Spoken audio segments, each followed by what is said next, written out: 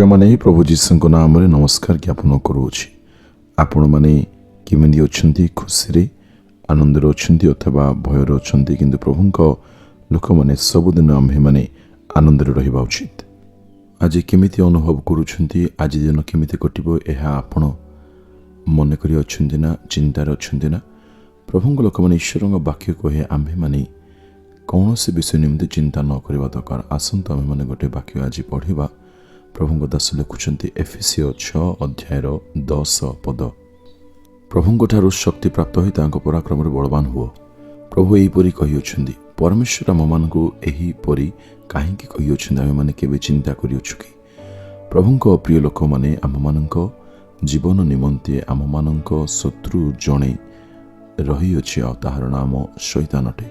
से आम मान बाधा देवा निमंते आम मानकर शांति अपहरण करने निमंते आम मान जीवन में क्लेश देवा निमंते से सर्वदा आम मान विनाश करने निमंते चखी बसी जगी थाए। एणु आम्भे माने परमेश्वर बल बलवान हेबा निमंते ईश्वर वाक्य आम मान कहू अछि। परमेश्वर आम मान शक्ति दियंती पुणी से आम मान कहउछंती तुम्हें माने मोहर शक्ति द्वारा सामर्थ्य पाइब पुणी विजयी निश्चय हेब। एणु प्रभु प्रिय लोक मैंने आमे माने जीवन में शक्ति पाइबा निमंते ताहांक पराक्रम आम मान बलवान हेबाकु पड़िबो।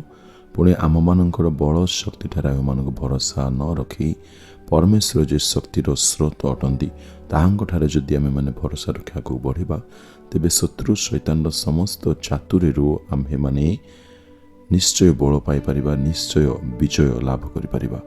एणु ईश्वर वाक्य आम मान कहे प्रेरित अध्याय परमेश्वर आम मान कहती तुम मैंने अपेक्षा कर जेहेतु से आम मान आत्मा प्रेरण करेंगे। पुणी जेबे आम मैंने आत्मा को पाइबा आम मैंने निश्चय शक्ति प्राप्त होगा। परमेश्वर आम मान कहते प्रार्थना बल आम्भे माने जेकोसी समस्यारू जेकोसी प्रतिबंधकरू क्लेशरू आम मैंने निश्चय विजय लाभ करिपारिबा। एणु प्रभु लोक मैंने आम प्रार्थना तो निश्चय करवा दरकार किंतु ता सहित ईश्वर जीवंत वाक्य को आम मैंने नित्यदिन पढ़ा दरकार जेहेतु ताहा आम मान आत्मिक शरीर निमंते खाद्य अटे। से खाद्य जदि आम मान भितर प्रवेश करिवो आम मैंने निश्चय बल प्राप्त होगा। एणु आसु आम मैंने ईश्वर ठारे समर्पित हो प्रार्थना करिबा।